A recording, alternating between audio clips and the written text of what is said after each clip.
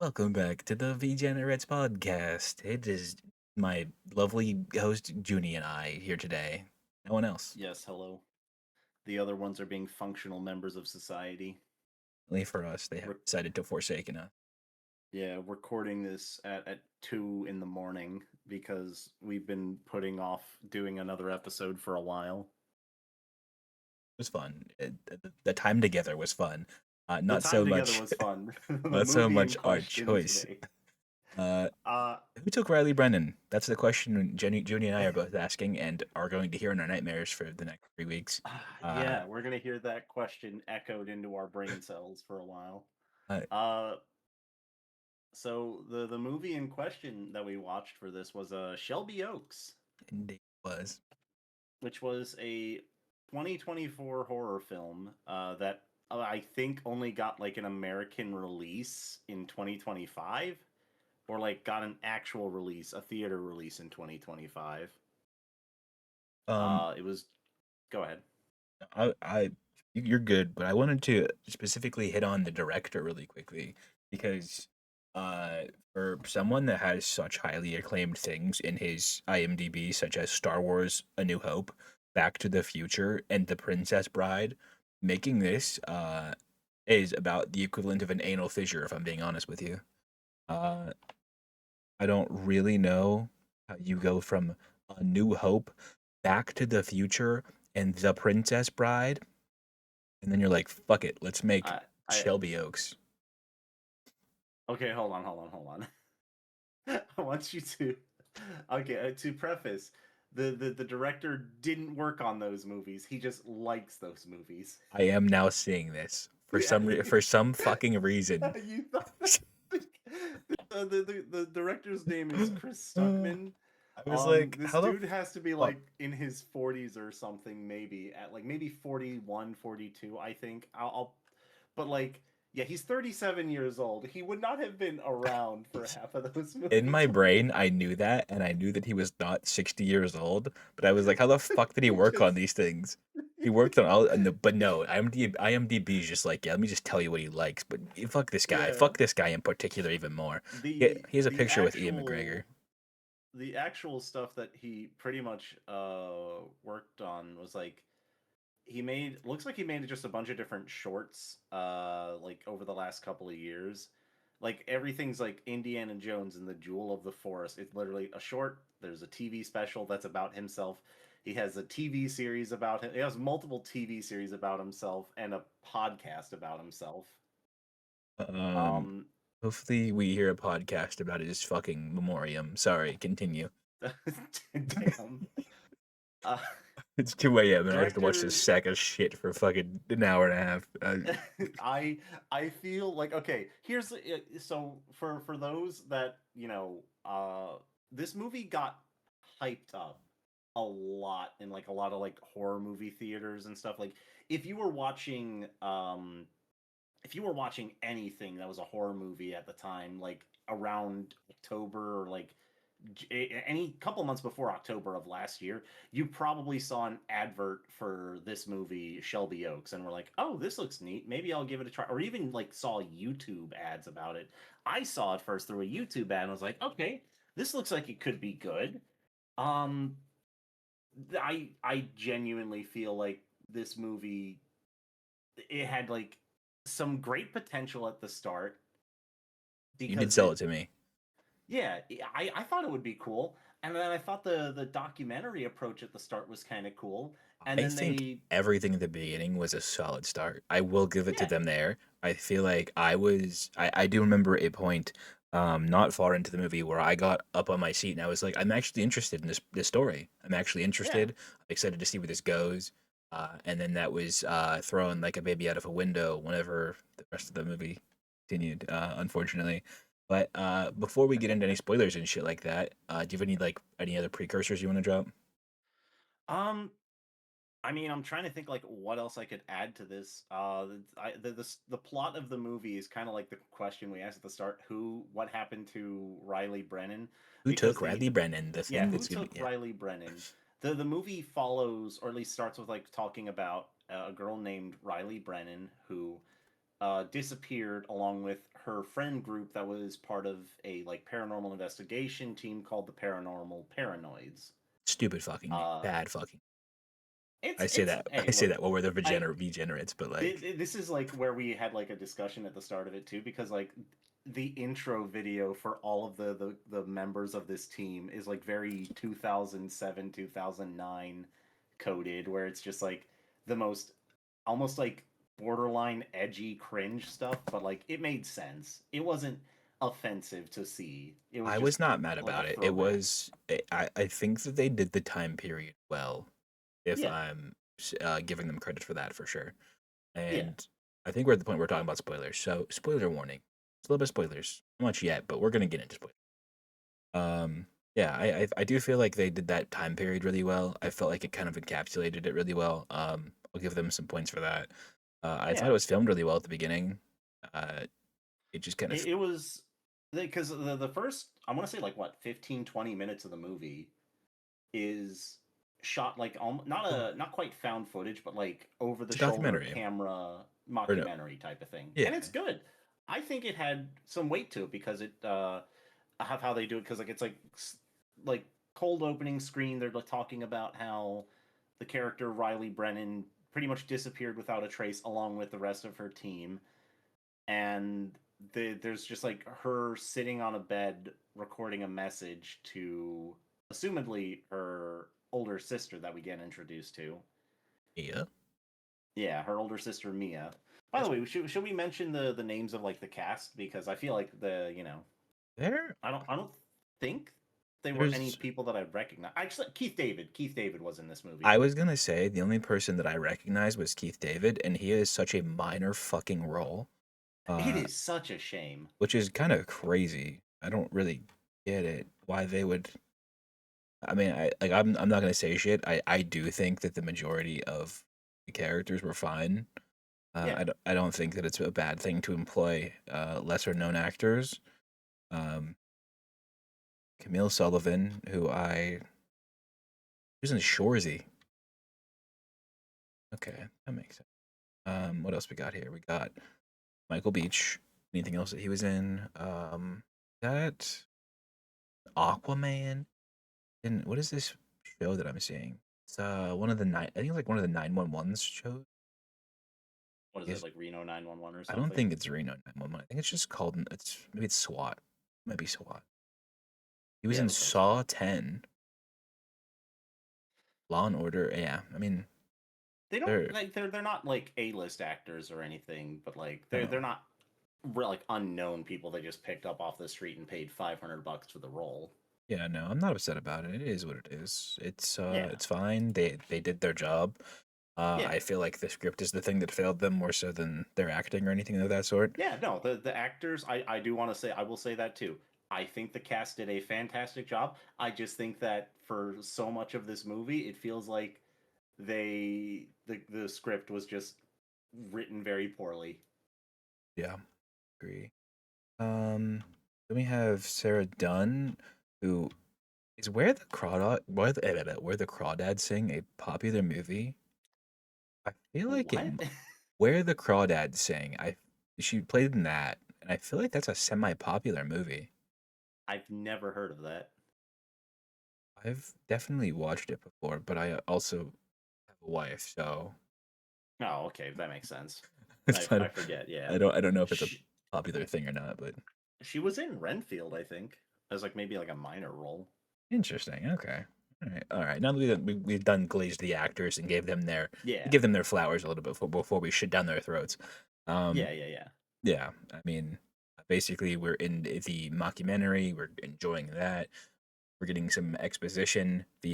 I find this to be a fairly, uh, it's not a bullshit side character telling you about all of the exposition at once.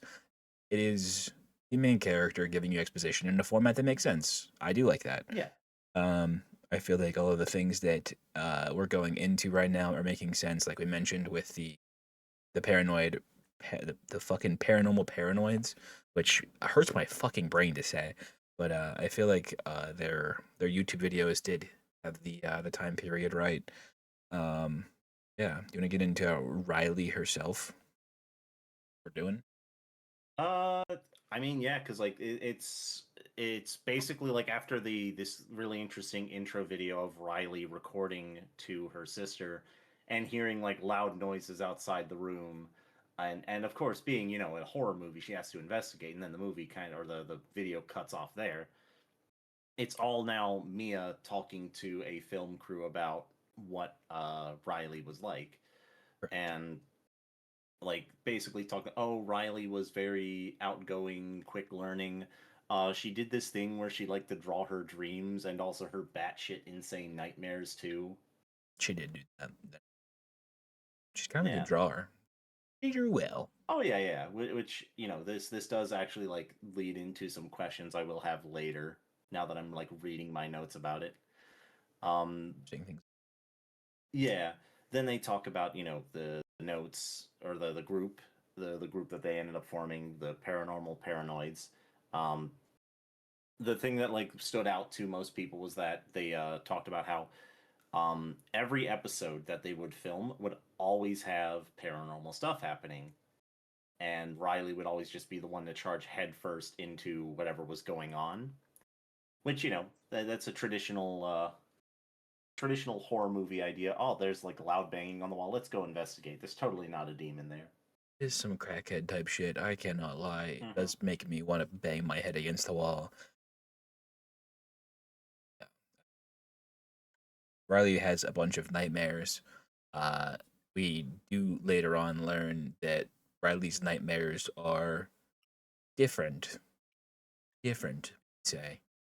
Yeah. Um, it takes a minute for us to get into Shelby Oaks, but we do get a little bit into Shelby Oaks, and it's talked about how it was closed in the late '90s after a bad fire. Uh, we do learn that. We also learn that three of the four people that were in the group of this YouTube paranoids, whatever the fuck it is, they were found dead except for Riley. Um, Mm-hmm. so we do know that we assume she's missing. I mean, there's not really any evidence that she's not just been murdered elsewhere, but like at the same time, I guess. Oh, Um, we completely forgot the important thing. By the way, this is a 12-year time skip when they oh find this video yeah, that like I completely forgot to include that part. I That's did on me. too. Yeah, this is 12 years after the disappearance of Riley Brennan. Yes. So like this is a film crew showing up like, "Yeah, we want to talk about your dead sister. Is that okay?" Is that okay? If we could just feast your ass a little bit and talk about your dead sister, maybe.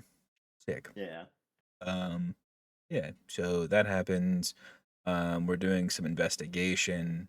I believe that this is the point where we're getting in. How are we getting information right now? I'm trying not to get into a point. I in my Not to notes. like jump ahead. Like I will say because my so like they filmed the episode where they were at the prison, right? Yes, Because like they're basically in the entirety of Shelby Oaks, which is a town that like just kind of stopped having people in it, this is and factual. they decided let's go investigate the abandoned prison. And Riley's like, "Don't you feel that it's really cold in here?" Freaks out, and they all just fucking leave the prison. Uh, then it's talking about how shortly this was like after they disappeared. I want to say it was like 2 weeks. So not 12 years ahead. This is like going back to after the incidents of the disappearance.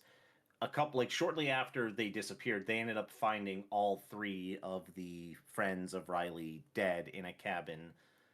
Uh and they're reviewing the footage that like Riley had recorded for them, and there is like a weird CGI demon sitting in the corner of the window just kind of making faces and stuff.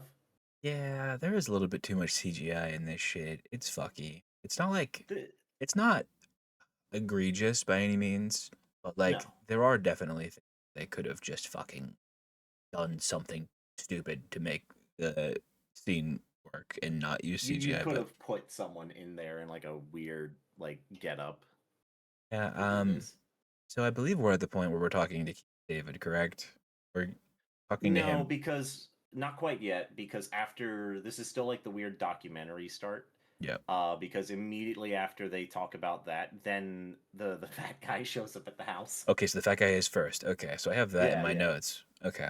Yeah. So, a random fat man, we don't know who the fuck he is at this point, shows up to Mia's front door, says something like, "They finally let me out," or some shit like that. Was it He said she finally let me go. that? And then he fucking shoots himself in the face, uh, Yeah.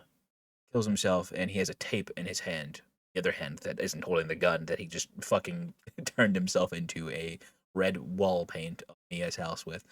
Um, Mia takes the tape. Mia is she's just fucking stealing evidence from the police, which she actually does make a valid point about this. I did want to point this out. Yeah. Um, Yeah. so she takes the tape. She calls the police, obviously. Police come, and has taken the tape already from the police. And in her brain, she makes the thought process that if she gives the police the tape, they are like, well, this is the guy who took your sister. She's gone. She's dead. He's dead. There's no more case. Case is over. You're not looking for anything anymore. And her husband is not exactly thrilled with her harboring evidence, and this is where Mia gets to go big dickin'.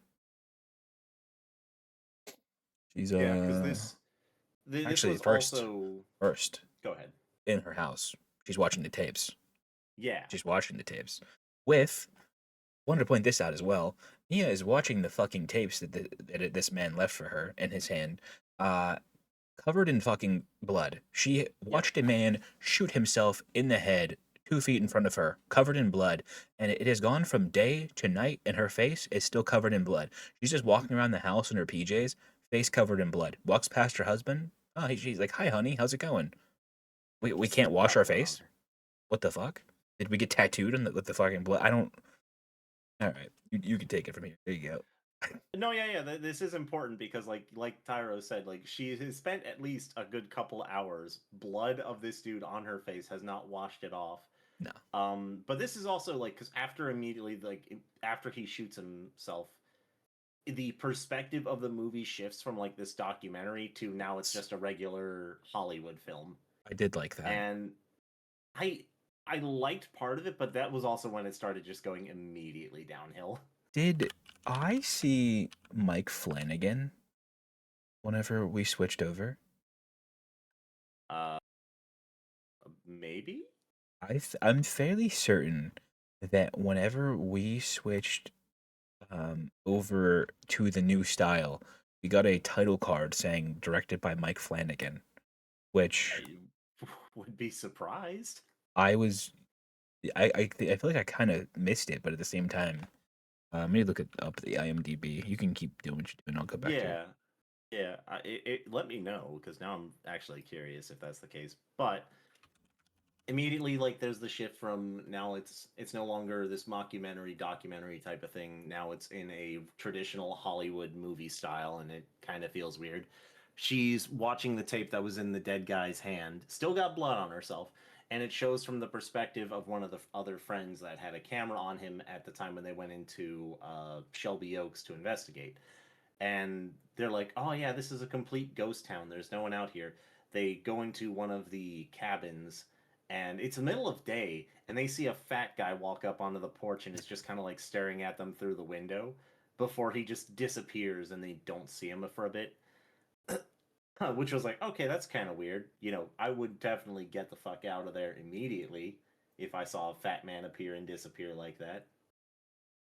Uh, but then they had to have stayed there at least one night, I think, because they're talking outside. It's the two guys of the group talking to each other, and they're like, I didn't want to say this in front of the girls, but how are they sleeping with all this noise? And like, it sounds like coyotes are cackling and laughing, like just outside the cabin. And it's very like, how the fuck would you sleep through all that? That is horrifying to be able to hear all that noise and just stay awake through the whole damn thing. Mike Flanagan was Um, a executive producer. Oh, okay. That makes a bit more sense. Um, this was actually this was like the only like good jump scare I think for the movie because like they're now like they thought they heard something outside the cabin. They've decided to stay there for the night. They hear something outside the cabin. The one guy still has the camera, goes to investigate, walks outside, looks to the left, sees nothing, goes towards the other, like, because it curves around, and then gets attacked by the fat dude, who I think it like the visual wasn't well shown, but like it looked like he ripped off his fucking face. We did get a good. I will give it to them there. We did get a good prosthetic of him ripping the face off. Yeah, it Yeah, was very gory. I did love that. it was a good practical for sure. I like that a lot. We didn't get much in the way of gratuitous violence in this, but we did get some, and there is some later Yeah, that we could talk about for sure.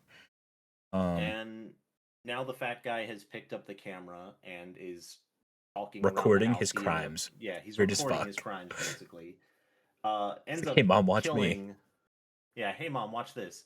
No hands. Like kills the other two friends. Is stalking Shelby while she's recording the message to Mia. And Riley. this is when we see that, like, oh yeah, yeah. No, Riley's recording the message to Mia.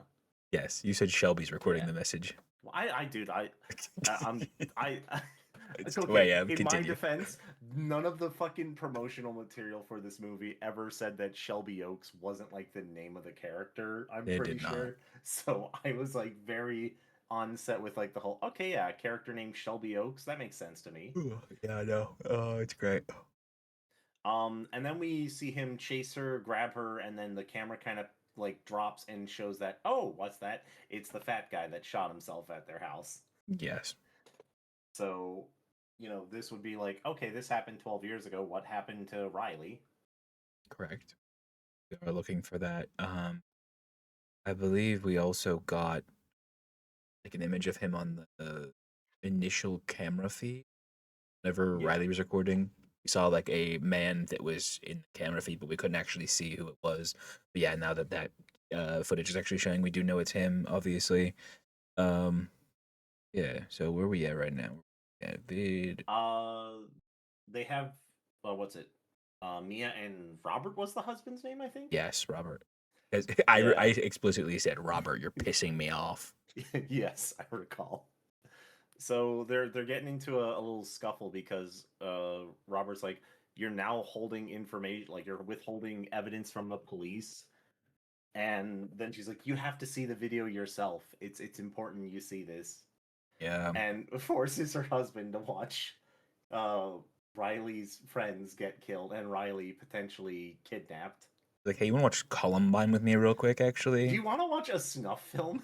That's basically what she did. Pretty sure at this point she still had not washed blood off her face. She's just like bathing in. No, yeah, she still has the blood on her face and is talking to her husband about this. Yes. So did we get to the point where no, we haven't gotten she hasn't got the information yet here.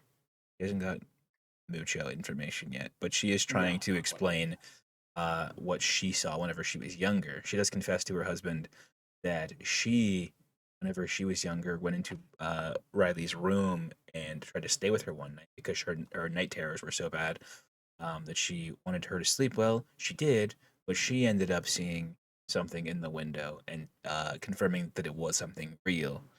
Um, she confesses that to her husband, and we're kind of at the point here where like you're like hoping like, oh, here comes the horror husband, perfection number one man, believing his wife. No, you don't get that. Of course you fucking don't. It's a horror movie. He said, honey, I think you need to take your fucking Prozac and your Xanax at the same time and then drink You need to a bottle of take wine. this and some horse tranquilizers and go the fuck to sleep. You've not had your ketamine yet today, if you could get to it. And wash the blood off your face. Goddamn. Robert, you're pissing me off. I'm going to go find my fucking sister. Wednesday. Hello. Um, this is where Mia goes to the library, correct? Like yeah, they have like a short scene where they talk with the police and they introduce that like or they mention the dude's name that It's he was in Wilson like a Miles. psychiatric hospital. Yeah. Yes, yes, yes. So she gets the information from the police, and then she's like, I'm gonna go get all the information. I'm gonna go fucking get everything. And she does. She goes and does the entire fucking Green Mile, gets all of the information, and then from there, does go to the warden, correct? Yeah, she ends up finding the warden of the Keith David. prison. Yeah, our boy Keith David, Our lovely man's. actor. This is like where this is kind of what I mean. Like he's such a good actor, and they used him for this like 30-second role where he basically explains what had happened at the prison because he's like, Oh yeah, ever since Miles came to my prison, that place went to hell. Yes. Uh, He was in a prison riot. He was just standing there smiling, being a fucking crackhead. smiling, being a crackhead, staring out the window after the incident. Like the only thing the town had was the amusement park, Yes. which Which, as was noted at some point by Mia, that Riley and Mia would go to the amusement park all the time because it was the only thing they had for Miles, basically. um, correct. So, so we're figuring out that that video where Mia, this is Riley. Riley had the insane reservations going around at the cell, and the cell got super cold, and she freaked out. That was actually Wilson Miles' cell. Um, so from there, I believe we where we go to go look for Mia. I'm pretty sure that we just like we're getting some actual like consistent like going to do the things we need to do. Like I'm fairly certain Mia just big dicks it right here, and she just goes to the fucking prison. Yeah, she ends up having like her argument with her husband again, who's like, "You're damn bitch, you crazy," and Yes. then she decides to go to the prison.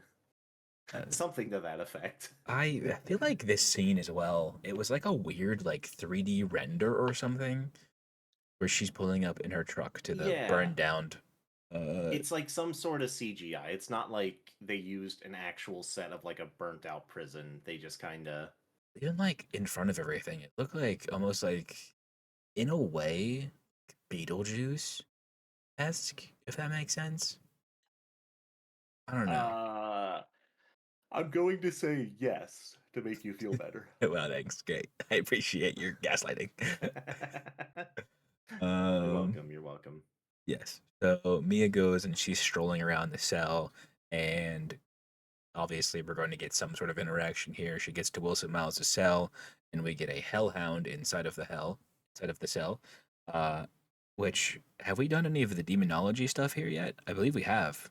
Yeah, we Yeah, have. no, because like she was digging through like her sister's stuff back at the house. That was like where we just kind of glossed over because she had that argument with her husband. Yes. She finds the demonology book that mentions a demon named Tarian that is an incubus, Yes. which to my knowledge this was just a demon they made up for the movie. There's no need to like really dig into it, but incubuses, as far as like, so in a lot of like demon like beliefs about demons, like, when someone hears a succubus, I think 90% of the people that watch us would think like some anime succubus that's just trying to drain your semen and shit. Yeah, um that's what I was thinking. the actual like lore of succubuses and incubuses is a bit more wild than that. Traditionally, what succubuses would do is they would seduce men in the night while they were sleeping and use their sperm to like impregnate other women with demon babies. Hmm. So imagine the reverse of that, with an incubus, where it would be trying to use a, I guess kind of similarly then actually, except this now it's a dude demon instead of a woman. Yeah, he's using his sperm to try to impregnate a fucking. He's using a like a host though. Like he was using Yeah, Wilson as his host. Uh, yeah. So we find out all that information. We find Riley's diary, etc., her drawings, which we were talking about, which were yeah, some of them were kind of nice. There was some nice shit. Then we see the kind of crazy shit that she's actually having reservations about. Um, yeah. So we're in the prison. There's a hellhound, and we see a almost like a werewolf esque hand stop the hellhound and like kill it. That's what we see. Mia runs out of the yeah. prison, and she's going straight for the fucking amusement park, isn't she? Yeah, she goes right for the amusement park. Okay, but like I just want to say, because this is like where I'm kind of, the entirety of this movie takes place in Ohio, and Skibbity. not once, I'm going to double check because it's going to bother me. But not once does she think to grab a gun, because Yeah, it is kind of like, uh I'm curious if like Ohio has really strict gun laws. It's a permitless carry. No, then it is not. Ohio has the like very relaxed gun laws. There's no reason she shouldn't have just like grabbed a gun at any point. I could have Like told you it, that. I know. I just look okay. I'm a Florida boy. I I like my know that. guns, I like my guns and too. I when I see characters in movies and stuff, just like especially in places where it would make sense that they would have them, just refusing to do it, it's like okay, your fucking funeral, I guess. Yeah. It is really interesting to me why she wouldn't try to have some sort of thing to arm herself with. We do eventually see her pick up a weapon in the movie. For the most part. Yeah, I am kind of okay with what she's doing here. She is kind of big dicking it and doing it stupidly in some ways, but she is also like, we're not getting the common trope of like, oh, I got fucked up and I'm locked somewhere and nobody knows where I am because I forgot to text them. She does actually go out of her way to make texts, and yes, tell everybody where she's going for the most part and keeping herself semi looked after in that way. But yeah, we just got to the amusement park, and in the video, Riley carved an RM, which is this symbol that their mother would use to carve on trees, and then it would, if Riley or Mia got lost in the woods, it would lead them back home. So Riley was carving that near the Ferris wheel for Mia to find. It was like a little Easter egg for her sister. Cutesy, cutesy, cutesy. Um, yeah, and breadcrumbs. yeah, cutesy. I liked it. And so Mia gets there. She touches it. She's having her little nostalgic moment. But what happens here is I kind of like it. So it's very eerie in the way that these woods that Junie mentioned that were howling with hyenas, etc. This fucking like loud, deafening animal noise is completely silent. And I'm kind of curious as to what's building up here, what this means, why they're quiet as compared to normal. Um, I thought that was pretty interesting. I like that. It was like it does kind of like whether it's intentional or not, it does kind of at least give that air of like okay, something's at like odd here. Yes. So like yeah, Mia gets to or is going to the gosh, the amusement park, sees the RM, and then gets nearly attacked by another dog, which then the dog just kind of looks at her and leads her towards somewhere else. Which I will say though, the way that she kind of gets led along was just very like, okay, this seems very. Raggy, we're fucked. It was very abrupt. It was. I mean, there wasn't much of a different way to do it, I guess. I mean, she could have like just seen it in the distance or something. I guess that would have been more coincidental, but they are actively trying to get Mia to this house. That is their Yeah. goal. Mia gets there and she sees a fucking diseased looking old woman on the front porch. This woman looks hugged up.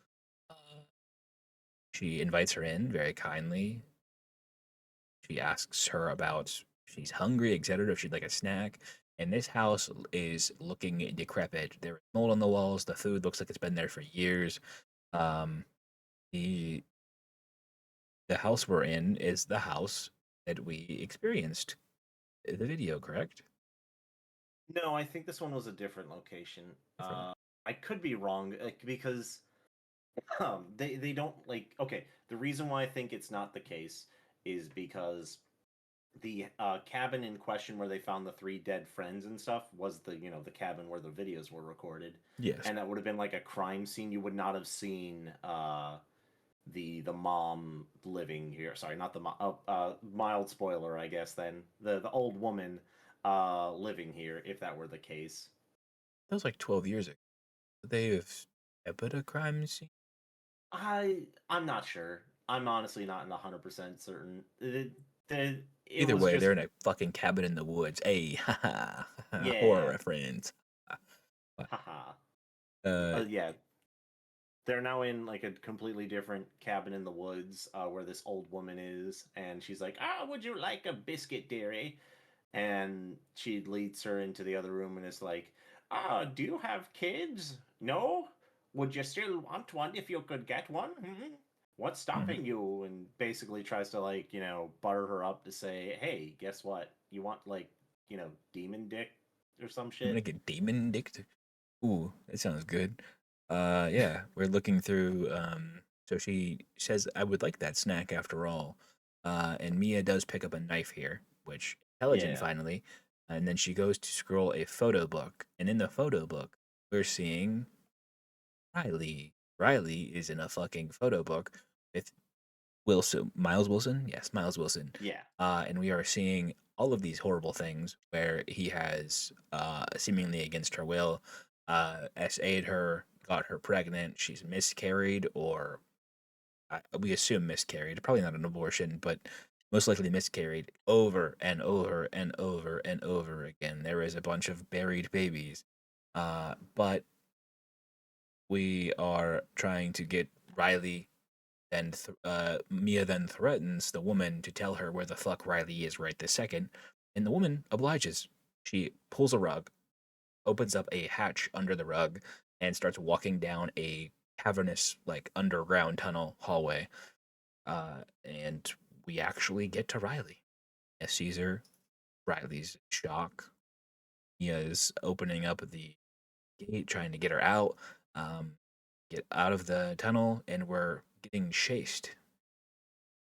Crazy old woman is being like her eyes are going glowing and she's fucking like she's zooming. She's going nutso mode. And Mia actually slams the door shut and locks it on her before she can do anything. We are also seeing a shadow of Tyrion behind her as Hmm. she's doing that. So the girls, Mia and Riley both, get out of the basement and they're trying to get out of the house. Mia's going first. She's trying to lead Riley, but Riley goes back into the house. Seemingly, she unlocks the hatch. Does she unlock it? No, I think it's more implied that like the demon unlocked it because the demon's all magical and shit. That's fair. Okay.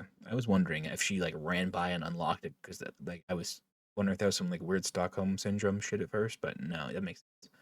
Um, but yeah, Riley ends up running up the stairs, and we get to a big red door. Junie, what do we hear at the big red door? We hear baby crying, Ooh, so you just yucky you know it's gonna be children. good. Children, go ahead, Junie. You, oh god, yeah. Okay, so like you hear baby crying behind the door. And it's like, oh, yep. Well, the one of the babies that she was forcefully impregnated with clearly is still around, and that's gonna be a problem. So Correct. they go in, both Riley and Mia, and the old woman, by the way, who is the mom of Miles Wilson at this point, uh, is now standing over a crib, like cutting her arm open to bleed onto this baby in the crib. Uh, Riley goes to attack her, and the mom just kind of like flings her hand back and is like, and she fucking like, I Say don't that remember again, what please. she fucking said. Someone clip that. Xbox record that. Thank you. Yeah, she does. She says Because it exactly that was, actually. yeah, that's this. She literally like flings her hand behind her. Riley floats up in the air, all stiff, and then just kind of drops. And it's like, okay, well, cool. I guess the mom has magic powers. That's another question I'm gonna ask about later. Yeah, she really hit her with "If found could make a deal with God." I don't know if Junie get that. Did you watch Stranger Things? Yeah, I've watched a bit Okay, of okay. Stranger Things. I fucking hate it. Okay. Continue. Sorry. No, you're good. Um, so like the entire time, so like after she gets flung back, Mia kind of walks over to Riley and is like cradling her head in her lap, not doing anything, mind you. She's just watching the entire events of this unfold as like the old woman performs this ritual on the baby, and there's very clearly a giant demon behind her.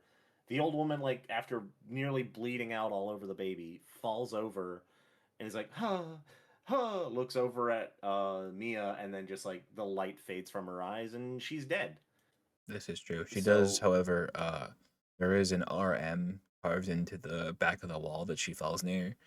She rubs her yes. bloody hand, pictures of Riley, Mia, Robert, and that carved RM. Um, yeah. Mia stands up and she walks away from her fucking hurting sister to walk over to the baby, checks her out, checks him out, and like says some nice shit. But like at the same time, your sister that you've been searching 12 years for is laying there on the floor, and this baby is like sucking up blood, like making weird fucking scrunchy blood sucks. It's weird as fuck. It's like suckling It's blood. very weird, yeah. Um, yeah. Right here, we get a cutaway to the hospital. Hospital, Riley is sitting, taken care of. Whenever she hears the baby cry, uh, it's pretty quick after this that we cut back to the house. Yeah, it cuts back to the house. Like there's the film crew from the start of the movie is still there talking to them as like kind of closing up the film. Yeah, And the whole thing was literally like, oh yeah, how's Riley handling it? And she's like, bitch, it's her first day back. She's been gone for 12 years. She's been in a fucking sex dungeon. What do you think she's doing? been in the Diddy 12 years. She's gotten it freak style, bouncing on it crazy style. It's a little bit of a transition. Yeah, how do you think she's going to She's had feel? like 32 miscarriages, and Diddy's not using any oil, so it's been a rough one. Uh, This, yeah. So it's like she's going to like guide the film crew out. Riley's up in the bedroom, her previous bedroom, mind you, where she used to be, and the baby is also up there with her. Of course, it is. yes. And the uh, the film crew lady's talking to Mia, and is like, "Hey, so dumb question. How did you end up stumbling across the house in the middle of the woods?" And she's like, I don't know. I guess somebody wanted me to find it. And this is where we see like Riley is getting ready to smother the baby with a pillow before Mia, being I've held back. I've tried not to be as rude about it, but like everything Mia has done for the last 30 minutes at this point has been dumb bitch attitude. A bitch attitude. Like this has been dumb bitch antics, and it upsets me because now she's like getting into a tussle with Riley, who is trying to suffocate the very obvious demon baby, um, before accidentally pushing Riley out of the window of the second floor of this house, where she falls to the ground, isn't dead, but is like very clearly like broken spine and stuff. She's laying there, and then three demon dogs run up on her and start eating on her fucking body. It's pretty brutal. The prosthetic, uh, practical effects really good. Or it is really. Yeah, Um, yeah, it's pretty quick. We do see quite a few bites, and then we get a cut back up to the top window where Mia is standing there crying, but then Tyrion walks up behind her and basically possesses her. And yep. that's the end of the fucking movie. The implication the whole time being that he didn't really want Riley, he wanted Mia, and I'm like, but why not just possess Mia then at any point in Well, time? yeah, it was. Why? Why? Like, there was some glimpses of hope in this movie. There was like a continuous, like, if they take this right turn, and they're like NASCAR drivers, gotta make another left turn, yeehaw, brother, Oh sure, yeah. roll tide or Th- something. This I said this like the best parts of this movie were when it was still doing the mockumentary like shoots instead of Yeah, the Hollywood movie shoots. And then the worst part is that they could have like there was a I have seen movies do it where it's like this similar kind of premise where like the sisters being possessed or something, and it's still done like in this over the shoulder camera angle type stuff, and it ends up being at least decent. This was just because it did such a stark shift, it just didn't feel right. I feel like there are movies that have done it so obscenely well, such as Hereditary. They could have had a Yes. better inspiration. They could have tried to make a better climax. They could have tried to make something more. They set us up so well at the beginning that they Yeah. really should have taken the time to find a better ending, a better resolution. I mean, it doesn't have to be a happy ending, obviously. I'd like it. I do love a happy ending, I but I'm not going to be upset about a bad ending. But I feel I'm like it not has gonna to be make sense. upset. I'm not gonna be upset about like, evil winning in the end. I'm upset that like the order of events that got to this point could have easily been, you know, any other type of situation. Because like, okay, last 30 minutes of it, right? She shows up to this random house in the woods she was guided by a demon dog, sees all the symbols of the demon in the front yard. That's clearly a great sign. Goes inside, grabs the knife. Okay, you have the knife. Why don't you just, you know, do something with it? Drops the knife when she goes to get Riley out of the cage. just watches the entire events unfold in the attic, decides to bring home the very clearly demon baby with her, leave it in the same room as her sister, as if it's not like a fucking, oh, like it's just this huge symbol of, oh yeah, you remember what happened to you for the last 12 years? Here's the baby, you know. Yeah. That's in It's the same room, like 5 feet from her, and she's in her childhood room that she's had the most horrendous experience in. And I just don't understand what the fuck is going through Mia's head at this point because we're not under the impression that she's being possessed by Tyrion yet. This is no, perfectly not of yet. her own free will. This is just she's doing Mia shit, and Mia shit. If I was fucking Riley, I'd prefer to be in the basement. I'll be honest. I'll be honest. If Yeah, this is Mia's probably. good sistering, I'd hate to see you fucking bad sistering. This was, ugh. It's such a shame because at times of the in this movie there were points where like they had some good things going for them. They did. Like they did have some pretty solid practical effects. The shots where it was recorded on like a camera, like someone's fucking little handheld camera, were good. I Yeah. liked that stuff. But it just, the build up was not worth it at all. Oh, Like the payoff was fucking abysmal. The uh, yeah, I don't I really I know will what they should have say, done differently or what I even wanted, but I feel so let down. if I have to give it an extra bonus point for this movie, right?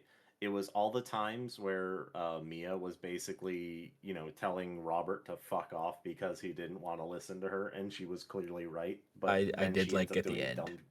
I did like at the end, whenever they're in the hospital trying to deal with Riley's existence, essentially. He tries to put his arm around her, and she kind of just like nudges away. He puts his arm back, and then he tries to grab her hand, and she pulls her hand out. And I'm like, yeah, fuck you, Robert, you dumbass bitch. If you're a husband in a horror movie and you fucking like blatantly ignore your wife, even if she's telling you like, I think I have demons in my asshole, like, oh, check. Maybe you find a What's hemorrhoid. it going to hurt you to check? Just put your You fucking know, finger up there. like you have to at least give them the benefit of the doubt. Because like, here's the thing: if at any point in time Robert had decided to at least humor her, the entirety of this could have gone like different, and maybe there wouldn't be a demon baby that's been unleashed upon the world. I think that's a good closing statement, to be honest with you. Like, what's the worst part is that like you can see there were inspirations to shit like Hereditary, and Hereditary is a fantastic movie.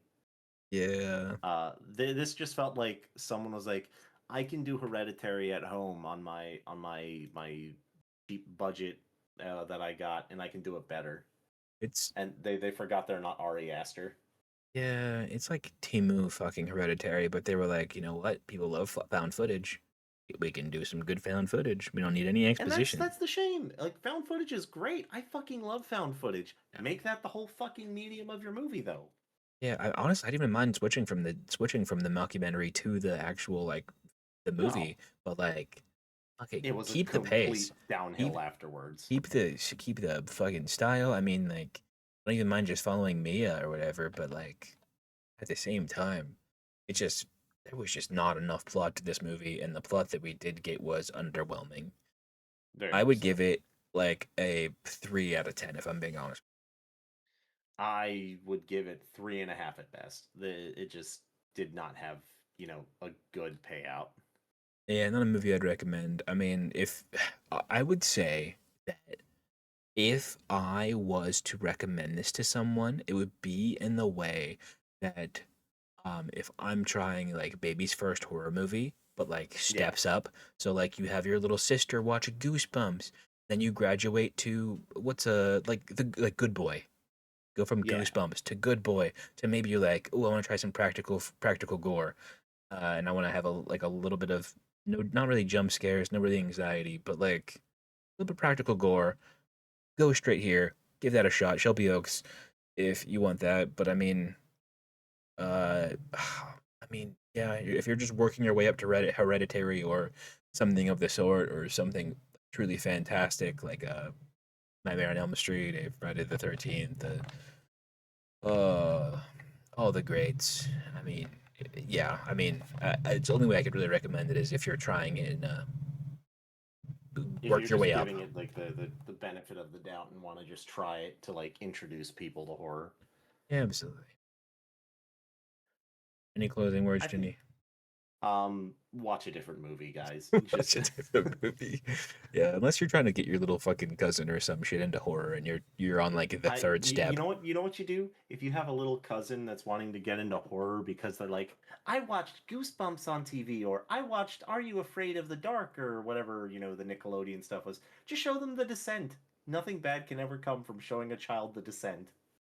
Who, as a child who was scarred by Scream, and then immediately became an adult and got a ghost face tattoo, etc.